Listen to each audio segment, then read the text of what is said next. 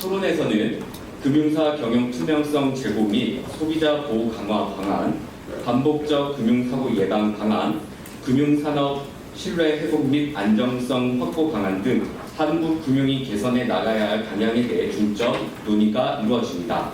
그럼 좌장 고동원 교수님께서는 토론을 주재해 주시기 바랍니다. 네, 반갑습니다. 이번 토론의 좌장 맡은 국민관대학교의 고동원 교수입니다.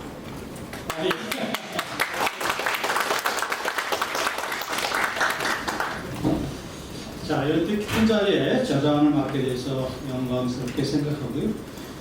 역할은 제한된 시간에 충분한 토론을 할 수 있는 그런 역할을 하면 되지 않을까 싶은데, 다행히 토론자가 많지 않아서 시간 내에 끝날 수 있지 않을까 생각이 됩니다. 그래서 두 분은 이제 이미 발표를 하셨기 때문에 이제 이 토론자, 최 팀장님께서 해주시고, 그 다음에 청분석에서 혹시 질문이 있으면 몇 개를 받고요. 그 다음에 시간이 좀 남으면 제가 몇 가지 질문을 하면서 우리 두 분의 발표자의 의견을 듣는 순서로 해서 토론을 진행하도록 하겠습니다. 우선 이제 토론자 소개해드리겠습니다. 우리 금융감독 당국에서 오셨는데요. 내부 통계에 대해서 총괄적인 업무를 담당하는 우리 최범전 팀장님이십니다. 큰 박수로. 이 두 분 발표자는 소개했기 때문에 생략하도록 하고요.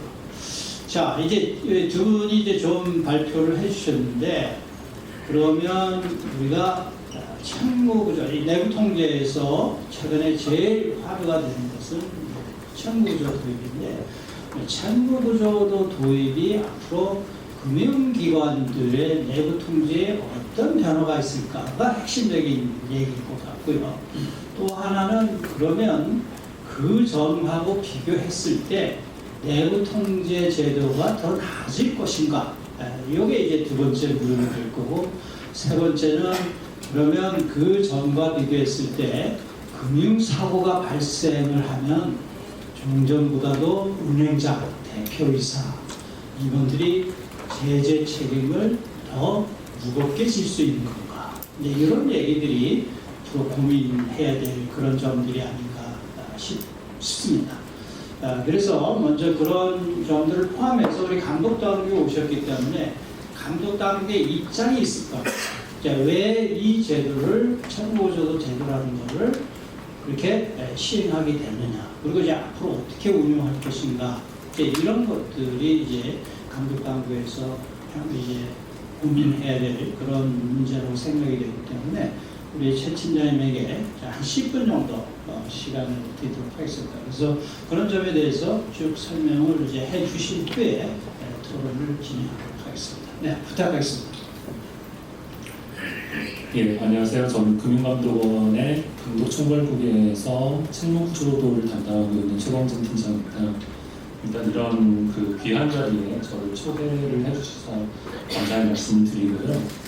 사실 제가 처음에 이제 그 토론자로서 참석을 했을 때 제가 참석하시는 분들이 누구시냐라고 여쭤봤을 때 이제 홍명종 변호사님, 그다음에 이제 교수님 이렇게 계셔서 나는 그냥 앉아있다 오면 되겠구나 이렇게 생각을 했는데 지금 이제 두 분께서 발표를 하시고 또 이제 고동원 변호사님께서 저한테 별도로 이제 10분의 시간을 할애해 주셔서 제가 주어진 시간 내에서 제가 이제 저희 감독당국에서 이제 채무구조도를 왜 도입하게 되었는지, 그리고 채무구조도에 대한 감독당국의 그 기본적인 입장은 무엇인지, 그리고 앞으로 어떻게 채무구조도가 흘러갈 것인지, 제도는 어떻게 변경될 것인지, 이런 부분에 대해서 제가 간략히 제 소견을 좀 말씀을 드리도록 하겠습니다. 첫 번째 이제 그 채무구조도가 무엇인지는 그 교수님과 변호사님께서 다 설명을 너무나 자세히 해주셨기 때문에 제가 부가적인 설명을 드리는 것은 필요하지 않다고 생각이 되고요. 다만 이제 아까 이제 홍 변호사님께서도 말씀을 주셨지만 이제 금융회사를 비롯한 업계, 사회적인 입장에서는 채무구조도를 약간 이제 그 산업의 중대재해처벌법과 좀 비교를 하는 그런 경향이 있습니다. 그러니까 이제 금융판 중대재해처벌법 아니냐라는 이제 이런 의견들을 많이 주시는데 저희 감독당국의 생각은 조금 다릅니다. 그러니까 약간 오해가 좀 있으신 부분들이 있는데 기본적으로 이제 저희가 그 책무구조도라는 제도를 도입하게 된 배경을 먼저 좀 설명을 드리면 아까 홍 변호사님 그 PPT에도 나와 있긴 했지만 이제 과거에 뭐 DLF 사태나 이런 것들을 겪었을 때 이제 DLF 사태가 왜 발생했느냐라는 것들을 저희가 이제 검사 과정에서 따져보니까 내부 통제의 마련 의무 자체를 통해서 내부 통제 마련 의무 자체를 통해서 이 그 금융회사들을 이제 처벌할 수 있을 수밖에 당시에는 법제도가 그렇게 되어 있었으니까 내부 통제의 효과적인 마련 의무를 가지고 이제 금융회사들을 처벌할 수밖에 없는 그런 상황이었는데 결국 이러한 저희의 이제 당국의 제재 자체가 기존 은행들의 소송과 이어지면서 결국 대법원에서 패소를 하게 됩니다. 그리고 그러면서 이제 저희가 이거에 대해서 그러면은 과연 어떻게 해야 저희가 지금까지 형식적이고 절차적으로 운영되었던 그런 내부 통제를 보다 실효적으로 효과적으로 운영할 수 있겠느냐고 고민한 끝에 저희가 이제 그 해외에서는 과연 이런 고민들을 우리보다 먼저 하고 있지 않았을까라는 생각을 하게 되었고 그 결과 저희가 찾아낸 것이 영국의 SMCR이라는 제도입니다. 이제 SMCR이라는 게 Senior Management and Certification Regime이라는 건데요. 그러니까 이제 시니어 매니지먼트에 대해서 승인하는 제도입니다. 네. 다만 영국과 우리와의 차이는 영국은 그 시니어 매니지먼트, 즉 고위 경영진에 대해서 승인을 하지만 저희는 승인을 하지 않는다는 그런 차이가 있는 것이고 그 외에 다른 그 제도의 스킨은 저희가 거의 대부분 가지고 들어왔다 이렇게 보시면 될 것 같고요. 그래서 다시 이제 책무구조도를 도입하게 된 취지에 대해서 다시 돌아가서 설명을 드리면은 결과적으로는 저희가 이제 아까 DLF 사태의 제재 과정 그리고 법적 공방 과정에서 나타나는 것과 같이 기존의 저희 그 규율은 형식적이고 내부 통제 관련 규율은 형식적이고 절차적인 규율이었다. 근데 이제 앞으로 책무구조도를 도입을 하게 됨으로써 임원별로 책임 소재가 사전에 분명히 가려지는 효과가 있습니다.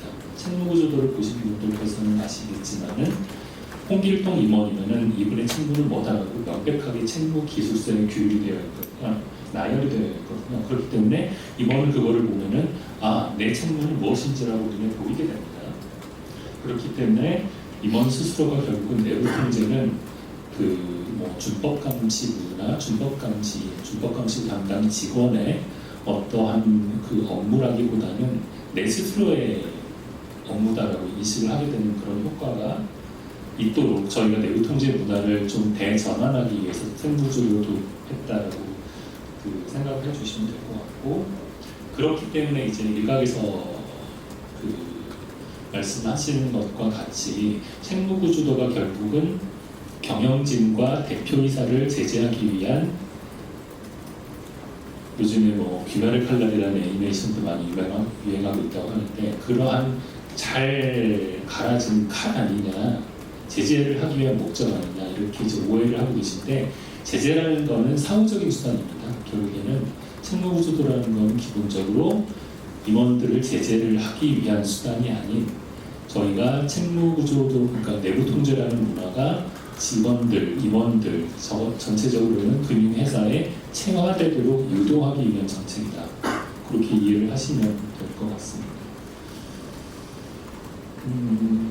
그리고 이제 아까 홍 변호사님께서 이제 설명하신 부분 중에 제가 약간 좀 보충 설명을 좀 드릴 부분들이 있는데요. 홍 변호사님께서 이제 아까 그 말씀 주셨던 부분 중에 이제 지배구조법 시행령 별표 1에 대해서 말씀을 해주셨는데 이제 지배구조법 시행령 별표 1에 보면은 뭐 이제 책무란 크게 세 가지 카테고리로 나누어 놓은 것을 의미를 합니다. 근데 그거에 대해서 이제 홍 변호사님께서는 이거는 이제 어느 정도 그 책무와 업무의 구분을 좀 모호하게 만드는 측면이 있는 것 같다라는 그런 소중한 의견을 주셨는데 저도 거기에 대해서 이제 공감하는 측면이 있습니다. 이게 아무래도 이게 나열을 하다 보니까 책무는 이게 전부다라고 이제 생각하시는 그런 경향이 좀 있게 되는 그런 부작용도 있는 것 같은데, 이거를 도입하게 된 계기가 사실 저희가 아까 제가 말씀드렸던 대로 영국의 SMCR이라는 제도를 도입을 하는데, 영국에서는 어떻게 하고 있나 가만히 보니까 영국도 이제 prescribed responsibility, over responsibility, additional responsibility 해가지고 책무를 세 가지 유형으로 나눠놨습니다. 그래서 이거를 왜 나눠놨을까 가만히 생각을 해봤더니, 이게 책무 구조도라는 게 영국에서 2016년에 도입했고 저희는 이제 2024년에 법이 통과돼서 2025년에 최초로 시행을 하고 있는데, 전무후무한 제도인 거예요. 책무란 개념도 저희가 이제 그 법을 만들면서, 그리고 이제 시행 그 하위 규정들을 만들면서 개념을 정립을 하는 거기 때문에 그냥 개념만 정립해서는 와닿지가 않습니다. 와닿지가 않는 측면이 있기 때문에 저희가 이런 정도를 일단 책무로 보시면은 크게 무리가 없겠다라는 그런 일종의 예시로서 이제 그 지배구조법 시행령 별표를 담아놓은 것이고, 그 밑에 이제 주석을 자세히 보시면, 보통 주석 잘 안 보시지만요, 자세히 보시면은 회사의 사정에 따라 이제 유연하게 다 그것들을 이제 조정할 수 있다라고 되어 있기 때문에, 그러니까 어느 정도의 이제 회사에서 책무 구조들을 만드심에 있어서 그 유용하게 활용하실 수 있는 그런 벤치마크가 아닐까 이렇게 생각합니다. 그리고 이제 마지막으로 제가 추가적으로 더 말씀드리고 싶은 거는, 과연 그러면 책무 구조도가 이제 앞으로 어떻게 운영될 것인가입니다. 저희가 이제 그 책무 구조도가 2025년 1월 3일에 은행과 지주에 대해서 시행되었고요. 7월 3일에 대형 보험사 그리고 대형 금투사에 대해서 시행이 되었고, 내년도 7월 3일에는 그 대형 여전사와 대형 저축은행 그리고 소형 금투사들에 대해서 적용이 됩니다. 해외와는 달리, 영국과는 달리 우리나라에서는 책무 구조도를 회사의 규모나 회사의 업태와는 무관하게 동일하게 적용을 하고 있습니다. 반면에 해외에서는 회사의 규모가 작으면은 조금 더 완화된 규제를 적용하고, 그 회사의 규모가 크면은 보다 강화된 규제를 적용을 합니다. 그래서 일각에서는 우리나라도 소규모 금융회사, 예를 들면 뭐 사모운용회사 같은 경우는 직원이 한 2명, 3명 정도밖에 안 된다라는 그런 이야기도 들려오고 있는데, 그런 회사들이 책무구조도라는 제도를 접함에 있어서 너무 규제 준수 비용이 크다라는 이런 이야기들이 많고, 그래서 이제 규제를 좀 완화해달라는 목소리가 좀 최근에 높아지고 있는데, 일단 충분히 그런 말씀들은 다 하실 걸로, 그러니까 다 하실 수 있는 말씀이라고 생각을 하지만 아직까지는 시행 전이기 때문에, 그리고 두 번째는 저희 DLF 사태나 아니면은 최근에 일어났던 횡령 사태나 이런 것들을 봤을 때 오히려 그 규모가 작은 소규모 금융회사일수록 내부 통제의 그런 필요성은 더 커질 수 있다는 그런 측면들도 있습니다. 그래서 당분간은 저희가 그 소규모 금융회사에 대한 어떠한 규제의 완화 이런 것들은 현재까지 고려하고 있지는 않지만, 그 회사가 이제 제도가 시행되고 나면 이제 제도가 저희가 모든 것을 다 감안하고 제도를 만든 건 아니기 때문에 어느 정도 그 제도의 부작용이나 제도를 개선해야 될 꼭지들이 아마 여러 채널을 통해서 들어올 것이고요. 그리고 저희가 그것들을 이제 개선을 해서 이제 과도한 규제 비용이 회사에 발생하지 않도록 그렇게 노력을 할 예정입니다. 그리고 마지막으로 이제 드리고 싶은 말씀은, 최근에 이제 올해 7월 정도에 영국에서 이제 레이즈 리폼이라는 걸 발표를 했습니다. 영국 재무부에서 레이즈 리폼을 발표를 했고, 그 레이즈 리폼의 주된 내용은 금융산업의 성장과 혁신을 방해하는 그러니까 혁신을 저해하는 그런 금융 규제에 대해서는 과감한 철폐나 개선을 유도하겠다는 게 핵심입니다. 마찬가지로 현재 그 금융감독 당국의 입장도 이와 크게 다르지 않습니다. 그 금융의 그 성장 그리고 금융의 혁신, 금융의 발전을 위해서는 규제가 어느 정도 유연화되고 규제 비용이 성장을 가로막지 않도록 해야 된다는 그러한 문제의식은 저희 금융당국에서도 공유를 하고 있고요. 그렇기 때문에 이제 저희가 어느 정도 책무구조도가 도입이 되고 난 이후에는 책무구조도에 대해서 전반적인 이제 의견 수렴이나 이런 공식적인 절차를 거칠 예정입니다. 영국도 2016년도에 책무구조도를 SMCR을 도입한 이후에 2021년도에 이제 대규모 의견 수렴을 콜 포 에비던스라는 의견 수렴을 거쳐서 거기에서 나온 내용들을 가지고 이제 제도를 계속 수정 보완하고 있는 것과 마찬가지로 저희도 이제 그 내년 정도에 아마 그러한 그 제도의 대폭적인 개선을 위한 설문조사를 내는 의견 수렴 과정을 거칠 생각입니다. 그래서 여기 계신 분들도 그 이제 저희가 그런 의견 수렴 과정을 시작할 때 저희에게 가감 없는 의견을 많이 주시면 큰 도움이 될 거라 생각을 합니다. 네, 그래서 일단 제가 준비한 이런 정도로 마치겠고요. 나머지 추가로 궁금한 부분이 있으시면 이제 Q&A 시간에 추가로 답변 드리도록 하겠습니다. 감사합니다. 네, 최 팀장님 감사드립니다. 최 팀장님은 책무구조 제도 도입의 취지와 배경을 잘 설명을 해주셨고, 그리고 이제 앞으로 운용 방안에 대해서도 잘 설명을 해주셨습니다. 특히 이제 말씀하신 것처럼 소규모 금융회사에게도 동일하게 적용될지 여부에 대해서도 감독관이 입장을 오히려 더 금융사고가 발생할 가능성이 높기 때문에 불가피하게 시행을 해야 된다라는 그런 이제 입장을 또 말씀을 하셨습니다.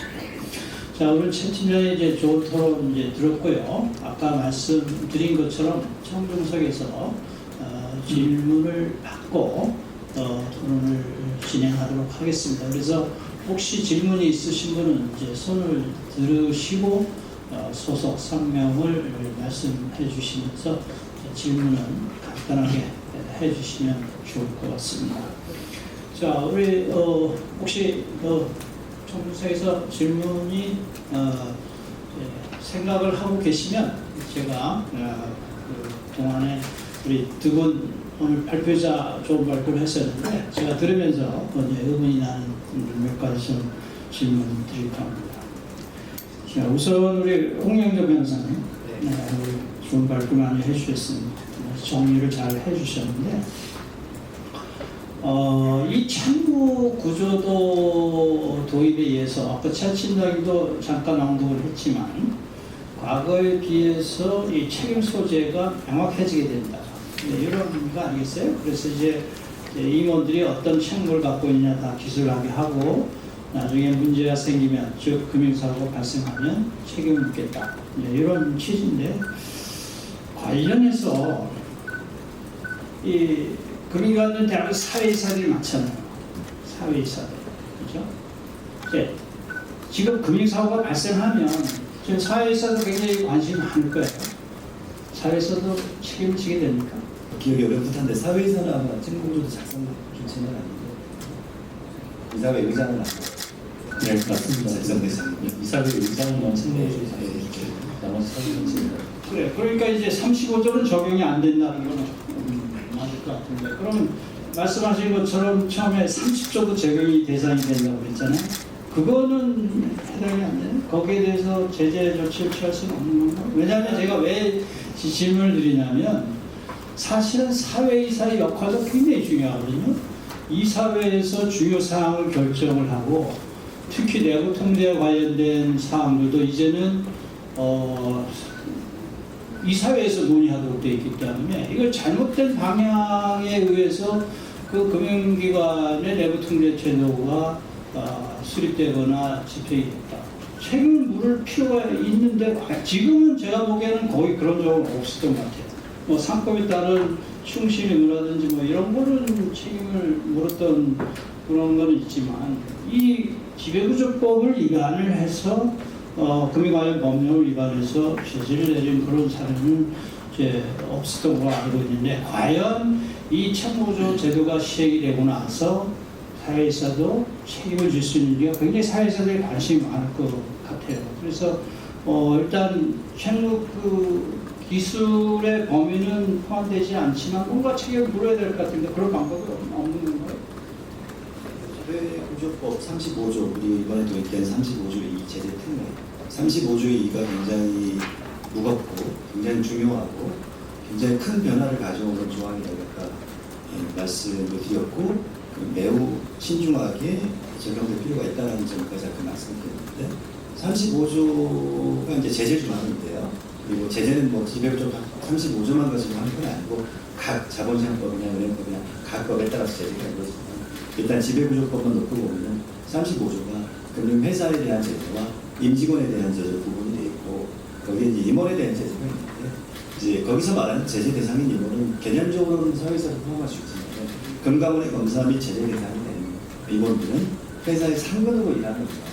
뭐 신탁 담당이라든가 여신 담당이라든가 준법감시라든가 이 상근으로 일하는 자기의 역량이 명확히 협정이 되어 있는 그런 어떤 상근 임원을 어떤 집행 임원을 전제로 한 개념으로 있고 또 이 제재법상으로는 그 사람들은 아마 대부분 등기이사가 아니면 아마 직원으로 처벌이 되거든요.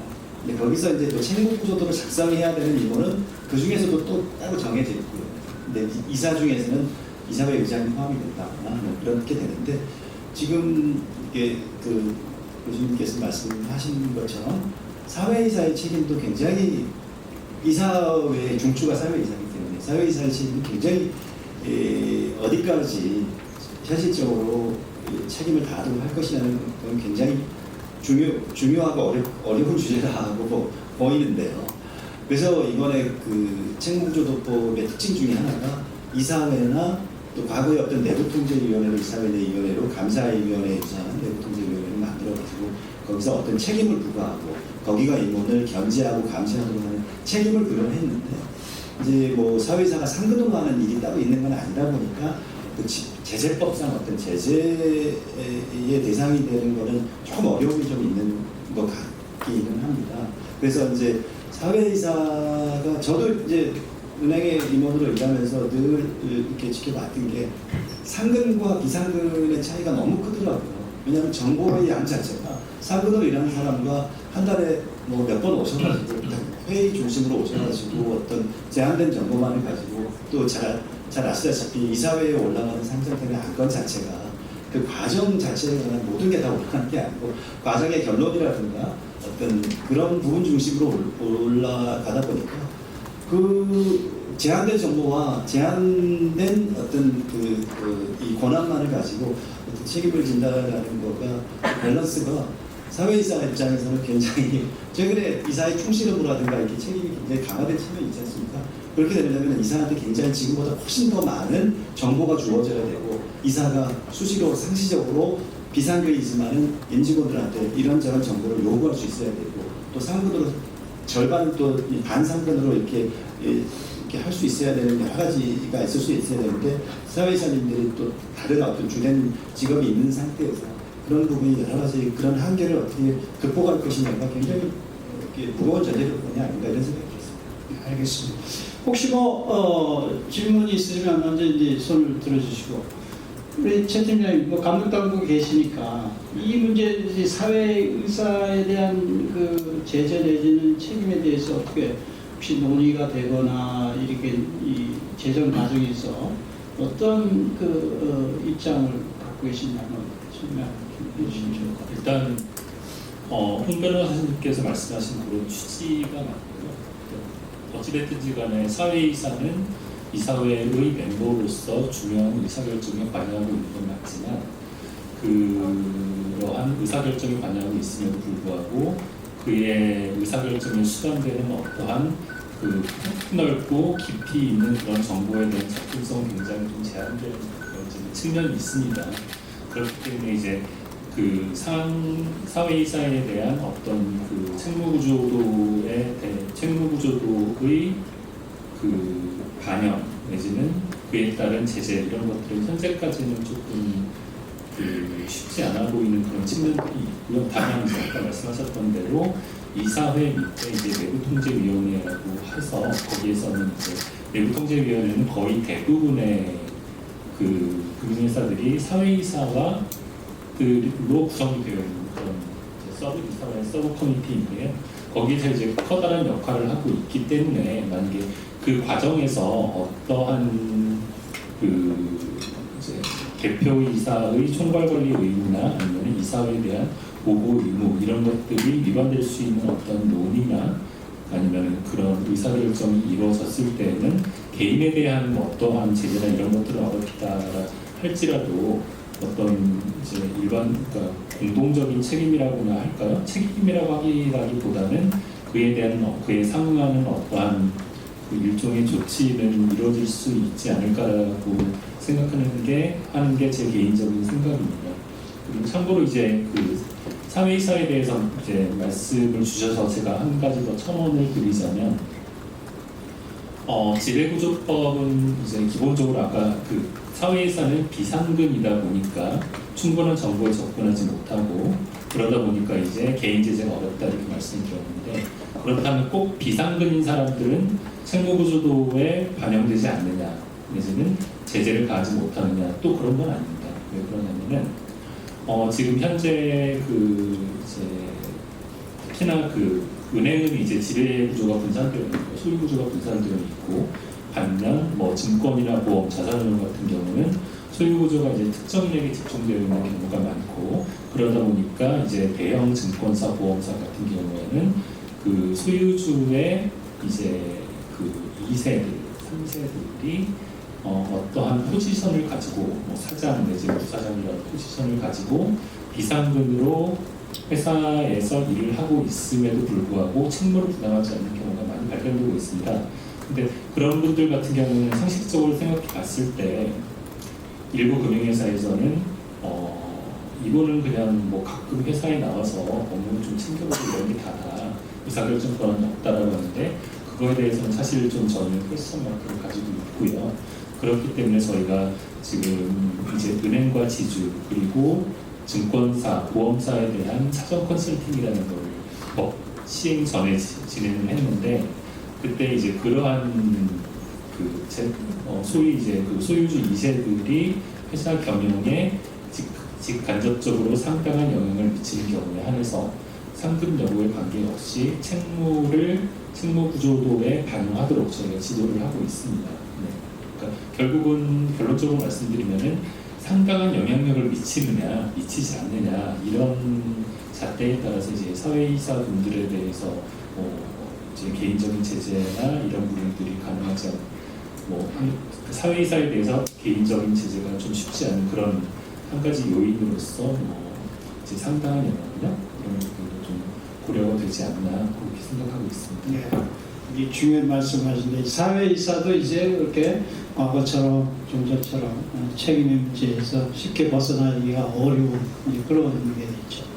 특히 이제 이번 책무구조도 외에 이번 지배구조법 개정의 큰 줄거리 중에 하나는 그 내부 통제 제도의 최종적인 책임은 이사회에 있다, 이런 이제 조항이 들어가 있어요. 이게 굉장히 상징적이지만 굉장히 크거든요. 그래서 그 얘기는 결국 문제가 생기면 이사회 구성원에게 책임을 물을 수 있다. 그게 이제 어떤 형태가 되는지는 이제 지켜봐야 되겠지만, 그래도 그 조문 하나의 위력이 클 수가 있는 거고, 이제 그런 점에서 앞으로 사회이사도 내부 통제 내지는 책무구조와 관련해서 자유롭지 못할 것이다. 특히 뭐 사실상 영향력을 행사하는 이런 사회이사들을 제재하기 위해서는 이제 그런 감독 당국의 입장도 충분히 설득력이 그럴 수가 있죠. 네. 두 분 역시 전문가답게 좋은 말씀을 해주셔서 감사드리고, 우리 김대중 교수님에게 질문을 드릴 거는, 아까 이제 뭐 내부 통제제도 얘기를 이제 많이 하시면서 금산분리 완화 얘기를 좀 하셨어요. 그래서 금산분리 완화도 굉장히 큰 화두 중에 하나잖아요. 근데 제 궁금한 거는 내부 통제 제도하고 이 금산분리 완화하고 어떤 뭐 맥락이 있는 건지, 어떤 맥락에서 그런 점을 언급을 했는지 하고, 그렇다고는 이미 얘기가 나왔으니까 금산분리 그 완화의 방향을 어떻게 생각하고 있는지 두 가지 점에서 좀 설명해 주면 좋을 것 같아요. 우리나라 은행의 80%는 예대 마진 수입입니다. 평균 우리나라 예대 마진은 1.5%인데요. 지금 우리 은행의 평균 수신금리가 기준금리로 따지면 2.5%입니다. 한국은행의 기준금리가 현재 2.5%니까 거기에 픽스 금리를 더하고 거기에 가상금리를 더해서 우리가 보통 은행의 대출 이자가 아마 4.5% 정도에서 결정이 되고 있습니다. 어제 정부가 어제 오늘 이제 정부가 부동산 대출 규제를 하게 되면서 가상금리를 3%까지 올리겠다. 1.5에서 이제 뭐 3%까지 올려오게 되면 이제 은행의 입장에서는 엄청나게 또 그만큼 또 수익이 발생하지만 대출을 또 2억밖에 안 해주고 뭐 4억까지 15억 이하는 2억, 4억, 25억 이상은 2억인가 이렇게 줄어들었죠. 그래서 결론은 이제 저도 걱정이 많습니다. 정부가 우리나라에 현재 서울에 집을 가진 사람은 안 가진 5대 5입니다. 절반은 집을 가지고 있지만 절반은 집을 가지지 못하고 또 혼자 사는 사람이 42%입니다. 한국에 현재 앞으로 혼자 사는 사람이 이렇게 늘어날 겁니다. 저는 이제 우리나라의 은행의 이와 같이 은행은 전체 수입의 80%가 예대 마진이지만 골드만삭스는 예대 마진 수입이 40%밖에 안 됩니다. 미국은 모든 금융업종 간에 장벽이 없습니다. 은행, 정권, 보험, 카드 이런 장벽이 없기 때문에 애플은 작년부터 예금을 받고 있습니다. 3억까지. 우리가 애플페이를 쓰고 있지만 애플이 스마트폰을 제조하지만 3억까지 4.5% 이자를 주면서 예금을 받고 있습니다. 이와 같이 이제 제조업이라도 금융업도 할 수도 있고 아니면 애플페이도 전 세계적으로 수단이 되고 있고 지금 피자가 세계 1등이고 애플이 제가 알기로 한 2등까지 올라온 걸로 알고 있습니다. 이와 같이 저는 삼성전자가 전 세계 스마트폰의 20%를 보급하고 있는데 여기에 우리 원화 결제 스테이블 코인을 결제하게 한다든지 원화 결제 방법을 도입한다든지 이런 삼성그룹이 이런 삼성생명이나 삼성화재만 하는 것이 아니라 이 금융업도 일정한 법인 내에서 허용해 준다 그러면 우리 대한민국의 금융의 경쟁력이 크게 올라갈 것이다. 은행, 정권, 보험에 대한 장벽을 두는 것이 아니라 좀 장벽을 좀 없애서 은행도 다양한 수입원을 좀 해라. 골드만삭스는 예대 마진이 40%고 나머지 60%는 주식, IPO, 보험 이런 다양한 수입원을 통해서 수익을 창출하고 있습니다. 우리나라도 이런 은행에 대해서 예대 마진뿐만이 아니라 다양한 수입원을 허용해 준다 그러면 저는 하나의 대안이 될 것이라고 저는 보고 있고 앞에서 말씀드린 것처럼 우리 원화가 전 세계 국제금융에서 결제되는 비중은 0.1%밖에 안 되고 세계 40위권입니다. 정말 너무 우리 금융에 대한 경쟁력이 없고 취약하다. 이것을 올리는 방법이 이와 같이 스마트폰에다가 원화 결제 수단을 쓴다든지 삼성페이라든지 이런 것을 도입하는 것은 좋다. 미국의 당연히 제너럴 일렉트릭스죠. GE입니다. 에디슨의 후손 기업이 GE 그룹입니다. 근데 형광등 만드는 게 이게 미국의 GE인데요. 여기가 이미 수십 년 전부터 저축은행 사업을 하고 있습니다. 미국은 이렇게 제조업을 하면서 금융도 경하고 있는데 우리나라는 은행과 금융 제조 삼성전자 당연히 금융을 못하게 막아놨습니다. 일정한 지분 제가 알기로는 4% 8% 미만만 가지게 한 걸로 알고 있습니다. 저는 제조업도 금융을 경험하거나 애플 수준이라든지 미국 수준으로 이런 금융의 경쟁력을 올리기 위해서는 그렇게 필요하다. 다양한 수입원 또 한국의 전체 경쟁력을 올리기 위해서는 제조업도 금융을 하는 것도 하나의 대안이 될 것이다. 저는 그렇게 봅니다. 네, 감사합니다. 시간이 뭐 좀 남았기 때문에 한 두 번째 질문을 좀 드리면서 얘기를 좀 나눠보도록 할게요. 이런 생각이 들어요. 자, 이제 채무조 도입이라고 하는 거는 각 임원들이 해야 될 그런 이제 채무를 기술을 했다. 이런 거죠. 그래서 그 채무 기술된 대로 하지 않아서 뭔가 금융사고 발생했다. 그럼 책임을 묻겠다. 이런 거죠. 근데 만약에 채무에 기술된 어떤 금융사고가 발생했어요. 그런데 그 각 임원들의 채무에 기술되지 않은 상황에 의해서 이 금융사고 발생한 거예요. 그러니까 그런 경우가 과연 있을까라는 생각을 해보면 이제 이런 경우 예를 들어서 새로운 업무를 개발을 했는데 아직은 그 채무조도에 반영이 안 돼요. 근데 진짜 우연찮게 사고가 일어났어요. 자, 이러면 우리 최 팀장님 한번 생각을 해보시고 이런 경우에 가면 채무조도 위반에 따른 제재를 할 수 있냐 이런 거죠. 아니면 이제 또는 뭐 서로 실수를 한다든지 뭐 이렇게 해서 진짜로 채무조도에 기소되지 않는 사유에서 금융사고가 발생했다 이런 거죠. 과연 제재할 수 있냐 어떻게 생각하십니까? 그런 사항들을 우리가 이론적으로 충분히 그런 경우가 가정적으로 생길 수도 있다고 하는데 현실을 생각을 해보면 대부분 그런 과정의 첫 단추, 첫 사건을 어떤 위법한 사고가 발생하거나 횡령사고라든지 아니면 대형 정보 유출 사고라든지 아니면 화재가 났다고 그런 경우가 있었습니다. 사고가 발생해서 이제 피고가 되는 경우도 있고 아니면 금감원에서 검사를 나와서 검사를 하는 과정에서 위법한 행위가 적발이 되거나 위법성으로 판단하는 그 과정에서 보면 현실적인 부분이 생겨요. 그게 누구 책임인지가 문제됐기 때문에 거의 없었던 것 같아요. 저는 거의 책임 99.99%는 금감원 검사를 나온 경우에는 애초에 문제가 안 되고요. 그래서 검사를 하는 과정에서 이로서 검사하는 과정이 나왔어요. 그 나이 누가 결제했어요? 정결공사고요. 그렇게 되기 때문에 그게 책임 소재가 범인돼서 이렇게 되는 경우는 거의 없어요. 그래서 책무구조도의 그 어떤 그 제도가 처음 도입됐을 초기에 책무구조도 제도에 의해 책무를 명확히 한다는 데 굉장히 효과가 있다는 얘기들이 많았는데 그 부분은 오히려 그 업무분장 준칙이나 어느 금융회사나 있는 업무분장 준칙을 보면 명확하게 나와 있거든요. 그거를 상당히 요약된 버전이 지금의 책무구조도하고 유사한 거라고 볼 수도 있고요. 근데 이제 이런 경우는 있는 것 같아요. 그러니까 법위반 사고 같은 경우는 명확하게 구형이 획정이 될 수밖에 없는데 이렇게 금융사고라고 하는 것도 있지 않습니까? 특히 은행에서 많이 발생하는데 금융사고 중에서도 가장 빈도가 높은 게 횡령사고거든요. 배임사고도 있고 절도사고도 있고 다른 형태의 유형의 사고도 있을 수 있는데 횡령사고가 가장 문제가 되고 죄질이 가장 안 좋은 것 같습니다. 가장 그 심하게 느껴지는 것도 횡령사고고 횡령사고 나면 기분도 굉장히 나쁘고 저런 사고도 있지 왜 났을까 뭐 이런 건데 근데 이제 어느 뭐 몇백 개가 넘는 은행의 영업점 중에서 어느 지방의 어떤 특정 지점에서 어떤 사람이 횡령사고를 했습니다. 그 횡령사고는 형사범이거든요. 형사범을 했으면 그러면 그 사람이 횡령사고가 성공하기까지 여러 가지 원인이 기여할 수밖에 없습니다.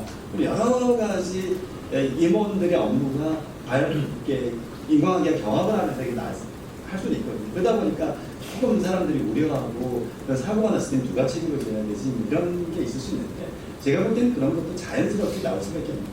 대규모 행동사고가 나타나면 금감원이 나올 가능성이 있지 않습니까? 검사를 나오게 되면 금감원이 자연스럽게 사고의 원인이 이 사고의 A라는 원인이 굉장히 크게 보고 B라는 원인은 있을 수 있지만 그러다 보면은 인과관계가 경합된다 하더라도 특정 임원의 책임이 크다라고 그래서 특정 책임 비율이 뭐 5대 3대 2로 될 수도 있고 7대 3으로 될 수도 있고 9대 1로 될 수도 있고 그래서 자연스럽게 금감원에서 판단될 가능성이 없기 때문에 이렇게 책무구조도에 기술되지 않은 유형의 책무구조도 사고가 발생해서 이건 누구 책임이라고 서로 미뤄지는 경우는 금감원에 의해서 애초에 어려울 수 있다 이런 어떻게 우리 금감원 입장 이런 것들을 좀 내부에서 논의한 적이 있는 건가요? 아니면 혹시 우리 최 팀장의 개인적인 생각은 어떠십니까? 그러니까 이제 지금 제기하셨던 이슈를 다시 한번 정리를 해보면은 어떠한 새로운 유형의 금융행위가 발생했는데 그로 인해서 어떤 사고가 발생했다. 그런데 그 새로운 유형의 금융행위에 따른 책무가 어떤 임원에게도 부과되지 않을 경우에 금융회사에 소속된 임원에게 책임을 물을 수 있느냐 그런 말씀으로 이해가 되고 일단 그 이제 사고의 유형에 따라 다르긴 하지만 예를 들어서 이제 특정 금융상품과 관련된 뭐 횡령이다 라고 했을 때는 저희 그 이제 지배구조법 시행령 별표 1에 보면은 금융 관련 법령 등에 따른 것들이 있고 거기 보면 상법과 형법이 있습니다. 그렇기 때문에 이제 일단 뭐 형법으로서도 뭐 처벌이 가능할 것으로 이제 예상되고 다만 이제 그 지금 말씀하시는 거는 이제 책무가 빠져 있을 경우에 어떻게 될 거냐, 횡령 사고가 아니고 책무가 빠져 있을 경우, 책무가 누락되어 있을 경우는 어떻게 될 것이냐라는 말씀이신데, 저희 지배구조법에서는 책무의 누락, 그리고 책무의 중복, 책무의 편중, 그 세 가지에 대해서는 대표이사의 총괄 관리 의무의 하나를 보고, 예를 들어서 책무의 누락이 있을 경우에는 그 사실 자체만으로도 대표이사 지시 사유가 됩니다. 네, 그렇기 때문에 저희가 이제 그 금융회사들의 한테 개별적으로 금융회사들의 그 책무 구조도를 책무 기술서를 하나하나 디테일하게 보지는 않지만은 아까 말씀드렸던 대로 이제 저희가 시범운영 컨설팅이라는 걸 했을 때 보면은 금융회사들은 이제 어떤 금융회사들은 책무 구조도를 굉장히 좀 러프하게 기술을 해오고 어떤 데들은 굉장히 자세하게 기술을 해오고 차이가 있어요. 네네.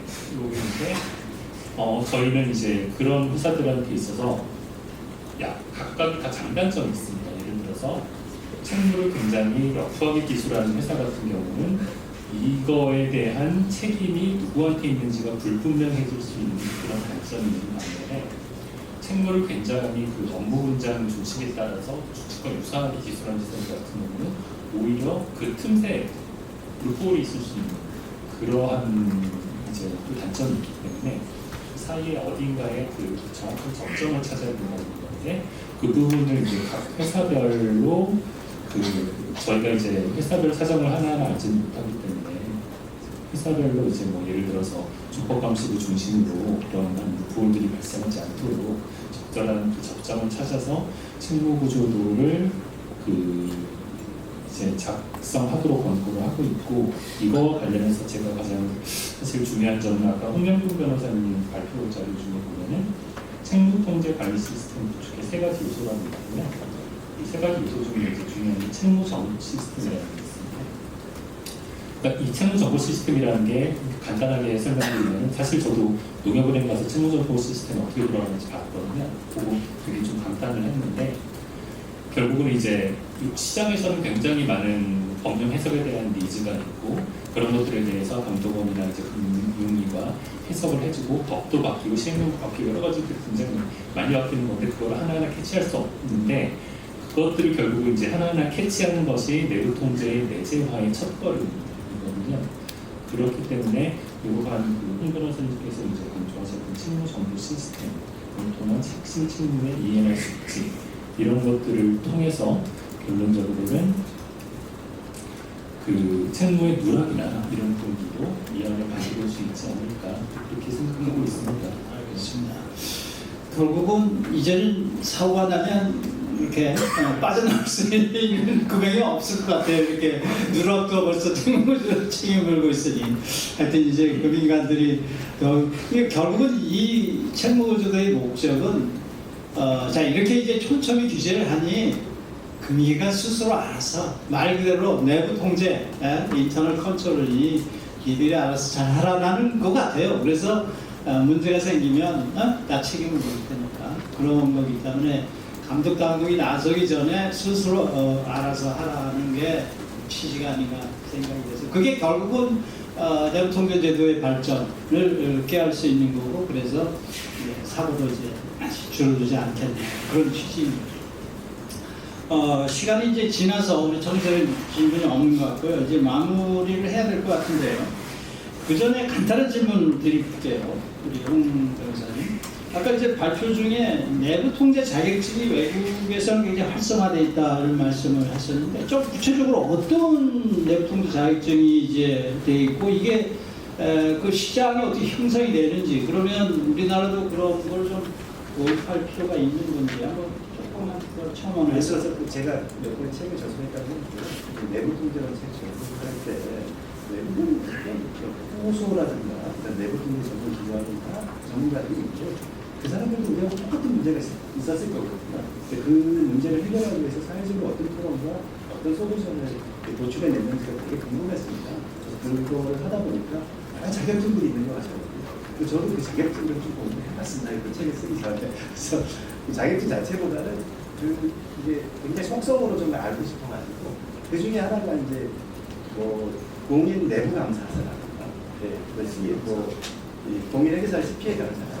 CIL이라고 공인 내부 감사사라든가 공인 내부 감사사의 이 정보 시스템 그 IT 영역 버전이 C사라든가 CIS 이런 거라든가 그 자금 세탁 전문가인 뭐 캠스라든가 캠스는 이제 K캠스도 있다고 저는 알고 있는데 그 내부 감사사라든가 저는 내부 감사사가 좀 확대된 버전이 내부 통제 전문가 이런 버전이라고 생각하는데 제가 농협은행에 있을 때 그 자격증을 좀 만들어보고 싶었어요. 그래서 농협에서 만들어서 전체적으로 확산을 좀 시키고 싶었는데 제가 조금 더 열심히 좀 만들지 않았을까 하는데 그거는 저는 내부 통제 전문가는 어떤 사람이 전문가냐면은 마치 이제 소방 전문가는 이 건물에 들어와서 1층부터 꼭대기층까지 쭉 올라가면서 소방 전문가들은 그 취약점이 다 보일 거거든요.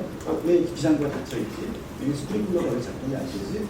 우리네 눈에는 안 보이는 게 다 보일 거거든요. 내부 통제 전문가는 한 은행의 뭐 레귤러 여신의 어떤 전체적인 프로세스를 워크스루 방식으로 A부터 Z까지 쭉 알아가면서 이게 좀 취약한 내부의 관계에서 관점이 그런 관점이고 그리고 이제 금융 행정사고 영역에서는 그렇지만은 이게 뭐 AML 영역이라든가 아니면 여러 가지 법 위반 영역도 있지 않습니까? 금감원 제재사를 사이트 들어가 보면 어디서 사고가 많이 되고 지적을 많이 받는 게 굉장히 잘 나와 있거든요. 그거 조금만 연구를 해보면 핵심 책무라는 게 도출이 될 수밖에 없습니다. 그래서 제가 계속 말씀드렸지만 모든 책무를 다 챙기려고 하면 안 챙기는 거하고 똑같습니다. 그러면 굉장히 어떤 채무 경영이라든지 우리나라 책무는 핵심 책무여야 되거든요. 일반 책무는 시스템에 있어 기존에 있어왔던 시스템이 잘 커버를 하고 있으니까 이 책무 구조도 대부분 특별한 임무를 부여해야 되고 특별한 임무는 핵심적인 책무를 방지하는 데 둬야 되고 핵심적인 책무를 어떻게 찾느냐 아까 사고 영역에서는 취약점을 찾는 데 집중을 해야 되는 거예요. 사례 분석을 통해서 그리고 여기가 법 위반 영역에 있어서는 금감원 제재사라든가 금감원이 중요하게 생각하는 여러 영역을 사회적인 토론을 통해서 찾아가지고 그 부분을 집중적으로 많이 해서 해야 되는 듣고 보니까 굉장히 유명한 직종이 될 것 같은 생각이 드는데요. 어때요? 우리 감독원에서 운영할 생각은 없으세요? 저도 한번 응시해보게요. 저도 교수님과 동일한 생각했는데 이런 거 있으면 나도 한번 따라해보겠습니다. 우리 CEO 스코델에서 한번 주관을 해서 요새 뭐 민간 자격증 그 말씀이 좀 빠졌는데요. 제가 이제 그 뉴욕이나 홍콩, 시드니 이런 그 저희 은행의 지점들을 가보면 영유공개 국가는 그렇게 그 시장의 자원을 굉장히 많이 활용하더라고요. 우리 금감원도 모든 금융회사를 다 매년 나가고 있어요. 3년, 5년 주로 나가거나 잘 나가기 어려운 작은 은행들도 많지 않습니까? 외국도 마찬가지거든요. 외국 같은 경우에는 그 전문가 집단을 활용해서 인디펜던트한 독립적인 제3자 집단을 활용해 가지고 그 집단들이 전문 펌으로 이렇게 컨설팅 펌 내지는 그 내부 통제 펌으로 굉장히 활성화되어 있고 거기서 어떤 독립적인 검증을 통해서 제출을 하게 한다거나 아웃소싱을 하는 거죠. 그러면 금감원도 훨씬 더 거기에 어떤 그 자원을 아웃소싱 한다는 점이 좋고요. 아까 말씀드렸던 그 내부 통계 전문가들이 거기에 포진해 있으면서 그런 활동을 하는데 근데 중요한 거는 예상충이 잘 돼야 되는 독립성이라든가 전문성이 굉장히 중요한 과제인데 그거는 이제 금감원이라든가 금융당국에서 굉장히 밸런스 일단 그런 편향이 잘 되면은 내부 통계가 발전할 수밖에 없고 그 첫 단추가 책무구조도 제고 나타납니다. 오늘 큰 수학은 내부 통제 전문 자격증 얘기를 떠올린 것 같아요. 저도 이제 이쪽 공부를 해서 전혀 이 생각은 못했는데 듣고 보니까 필요할 것 같아요. 이렇게 해서 컨설팅을 해주는 특히 우리 감독 계신 분들 이렇게 최 팀장이 좀 잘 아시니까 이렇게 퇴직해서 그런 일 했으면은 새로운 직종에 은퇴 지역이 될 것 같은데 우리 박 대표님 한번 CEO 스코델에서 연구를 하셔서 강좌 계셔가 지고 저도 들어서 자격증 치도록 보고 있습니다. 우리 박 대표님 한 말씀 계시구나. 그래도 이제 또 대표님께서 마무리 또 발언을 하셔야 되니까 시간은 지났지만 네. 정말 아주 잘 들었습니다. 2시간 사이에 이 포럼 시작과 지금 이 딱 2시간이 흘렀는데요. 2시간 사이에 제가 굉장히 많이 똑똑해진 것 같습니다. 앞에 계신 네 분께 깊이 감사드리고요. 지금 플로어에서 질문이 하나도 없으면 또 너무 교수님께서 서운해하실 것 같아서 그냥 구색만 주기식으로라도 제가 한 말씀 드리겠습니다. 우리 최 팀장님께서 이 요 업무를 총괄하고 계신데 모두의 금융판 중처법이다. 이 좀 억울하다는 투로 이렇게 말씀을 하셨어요. 그 시작할 때는 저도 그렇게 생각을 갖고 이 포럼에 임했었는데 쭉 얘기를 듣고 보니까 아 진짜 억울할 만도 하겠다. 중처법과는 좀 차원이 좀 많이 다르다 하는 생각을 갖게 됩니다. 그렇지만 또 비슷한 측면, 왜 바깥에서 다 금융판 중처법이라고 얘기할 때는 또 나름대로 그렇게 보이는 측면이 있는 거거든요. 그 제도 개선 그 작업을, 의견 수렴 작업을 거치시겠다 내년에 하는데, 그때 반드시 좀 참고해야 될 게 여전히 다시 또 중처법인 이유가 금융은 굉장히 복잡하고 오늘 논의한 사항들도 사실 전문가가 아니면 그냥 흘려듣는 식으로 들으면 이게 뭔 얘기지 하실 텐데, 워낙 전문적이다 보니까 일반인들이 접하는 것은 뉴스라든지 뭐 보도, 사고가 터져서 금융사고로 뭐 몇천억 또 금융 손실이 났다 할 때 직접적으로 딱 그거거든요. 중처법과 정확하게 겹치는 게 이 금융기관 저 대표는 구속이 될까 안 될까 이거란 말이에요. 언론보도는 다 그렇습니다. 지난번 뭐 SPC 뭐 빵 공장에서 했을 때 과연 그 회장은 국감장에도 불려 나오고 뭐 그 대통령도 거기 가서 된통 호되게 했는데 과연 저 구속이 될까? 그 회사는 지금 임원들이 총동원 돼서 그것 때문에 일을 못하고 있는 상황이거든요. 실은 그런 측면에서 보면 아까 말씀 쭉 나왔지만 최종 귀착점은 모든 사안에 대해서 이것만이 아니고 직무 구조도만이 아니고 모든 부분에 있어서 최종 귀착점은 대표이사한테 올라가고, 이거 역시 거의 뭐 핵폭탄급이다 하면 또 구속이 될까 하는 쪽의 얘기로 이제 사회 여론은 형성이 되고 퀘스천 마크가 붙는단 말이에요. 내년도에 여론 수렴을 하고 좀 업그레이드 작업을 하신다면 중처법도 그런 그 부작용들이 많습니다. 그 대표이사 구속까지 할 수 있고 회장도 구속시킬 수 있다 그러니까 경각심이 일어가지고 지금 난립니다. 에비던스 말씀을 홍 변호사님이 대단히 중요하다 하셨는데, 그 중처법도 그거 모아놓고 나중에 검찰에 불려나갔을 때 그가 빠져나가려고 사실 그게 사실 로펌에서 조언해주는 최대 조언이란 말이에요. 사실 그게 양쪽이 똑같다 보니까 그 오해를 받을 수밖에 없다. 억울해도 할 수 없다. 그 생각이 들고, 내년에 하실 때는 산업 섹터와 금융 벽이 다르기는 해도 아마 많은 부분을 참고하시면 업그레이드하는 데 좀 도움이 되시지 않을까 하는 생각을 좀 가져봤습니다. 이 정도 의견으로 말씀드립니다. 네, 감사합니다. 전하겠습니다.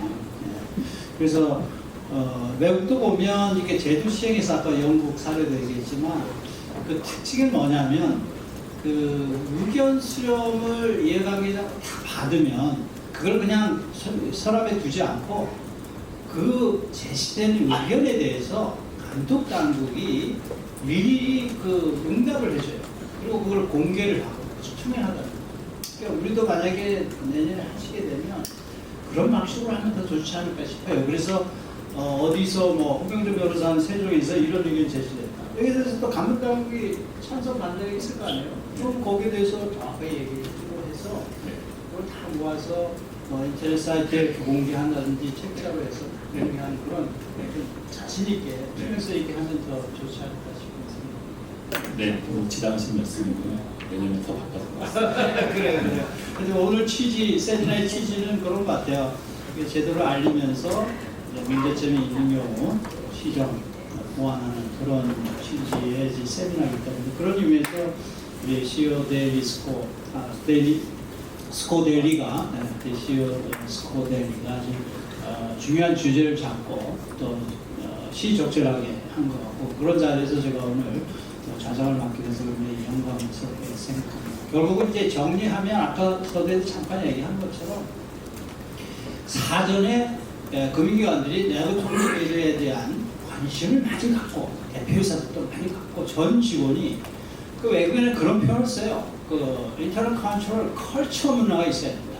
문화가 형성이 돼야 이게 사고가 안 나는 이런 얘기가 있거든요. 그래서 이런 제도도 결국은 모든 임직원들이 내부 통계의 중요성을 인식하는 문화를 만들어가게 하는 하나의 유인책인 것이죠, 궁극적으로는. 그래서 사고가 그렇다고 해서 뭐 사고가 안 일어난다고 우리가 보장할 수는 없는 거죠. 그러나 지금보다는 사고가 덜 일어나게 하기 위한 제도 장치다, 이렇게 이제 이해를 하시면 되지 않을까 생각이 됩니다. 그런 점에서 오늘 아주 의미 있는 토론 자리였다고 생각하고, 좋은 발표를 해주신 우리 두 분의 발표자, 좋은 토론을 해주신 우리 토론자에게 큰 박수를 주시면서 마치도록 하겠습니다.